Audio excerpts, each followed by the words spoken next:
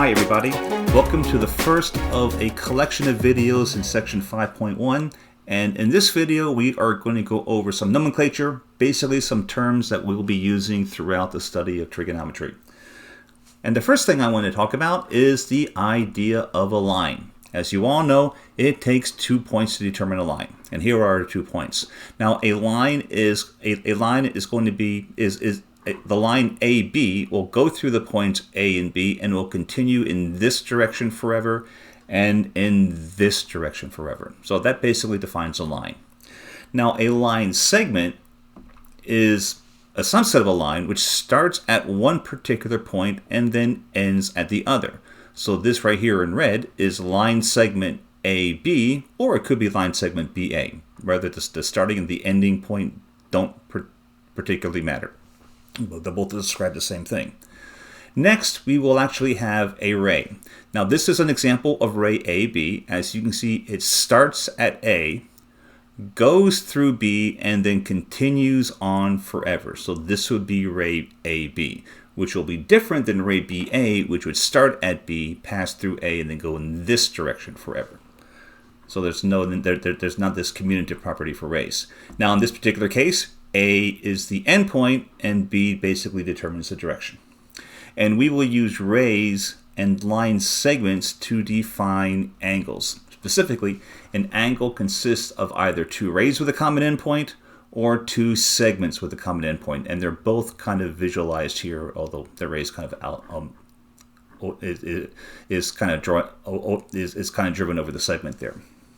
Now, these 2 rays, CA and CB, define the side of an angle, okay? And the point C, the endpoint, describes the vertex of the angle. And the angle is measured essentially by taking a ray that you can move, kind of like an imaginary ray, and rotating that ray from the initial side to the terminal side. Now, which side is the initial side and which side is the terminal side? That will primarily depend upon the context of the problem. In some problems, CB could be the initial side. In other problems, the ray CA could be the initial side. Now, but the thing which is important to note, though, however, is that the direction determines whether the direction of rotation determines whether your angle is positive or negative. If your imaginary ray rotates in a positive angle, if your imaginary ray rotates in a counterclockwise direction, you have a positive angle. If it rotates in a clockwise direction, you have a negative measure. Also, we want to describe 4 different types of angles. Okay, the first one is what we call an acute angle, and that of course is going to be an angle that measures between 0 and 90 degrees, not including 0 and not including 90 degrees. Now, if the angle measures exactly 90 degrees, it is considered a right angle. If the angle measure is between 90 degrees and 180 degrees, not including 90 and not including 180, then that angle is said to be obtuse. And if that angle measures exactly 180 degrees, we will call that a straight angle. Yes, that should actually be S and H. I just caught that. And we also describe 2 different types of pairs of angles. And the first pair, of course, is what we would call complementary angles.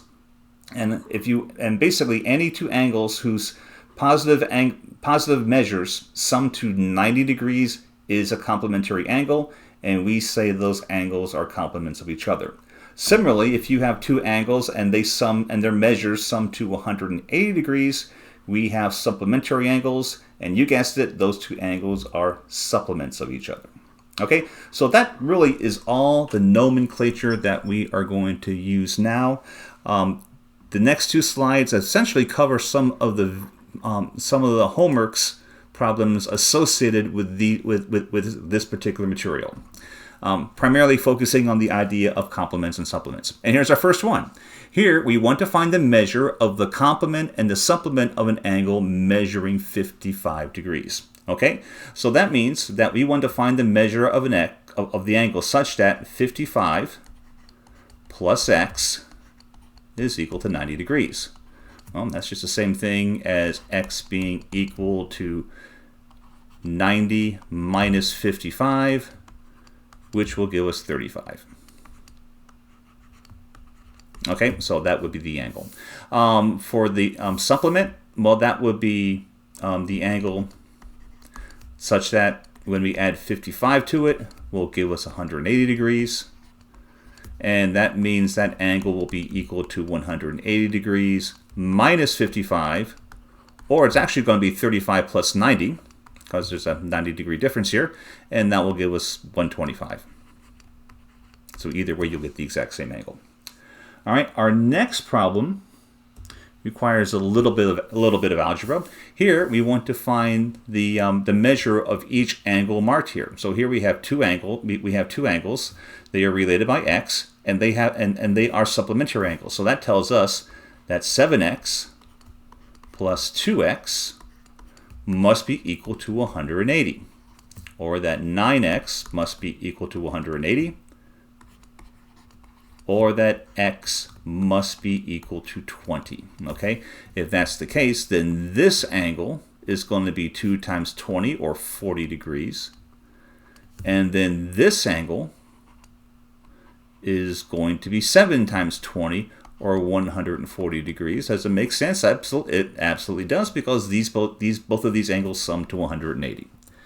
And that is all that I have for this particular video. If you have any questions, please feel free to contact me. This is Bob Boyle, signing off.